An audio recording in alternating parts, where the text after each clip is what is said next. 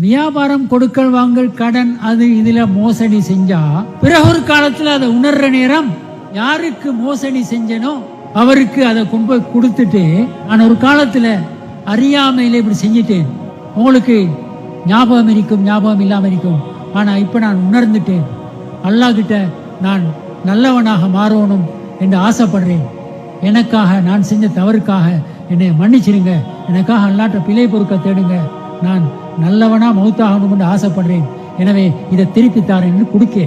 சரி, ஒரு ஆசிரியர் மாணவர்களோடு செலவழிக்க வேண்டிய 6 மணித்தியாலத்துல 2 மணித்தியாலத்தை களவெடுத்தா பிறகு உணர்ந்தா அந்த 2 மணித்தியாலத்தை அவனுக்கு எப்படி கொண்டு போய் கொடுக்கிறது, எங்க கொண்டு போய் கொடுக்கிற? பொறுப்புணர்வு இல்லாம வாழ்ந்தா, இப்படி பல இடங்கள்ல பொறுப்புணர்வு இல்லாம வாழ்ற நேரம் திருப்பி அந்த கடனை அடக்க இயலாத ஒரு பிரச்சனை வருகுது. யார் மன்னிக்கிற இந்த சந்தர்ப்பத்தில்? எனவே தக்குவா, பொறுப்புணர்வு, கருணை, அன்பு, அறிவு எல்லாம் சேர்ந்ததுதான் இந்த ஹைர உம்மத்.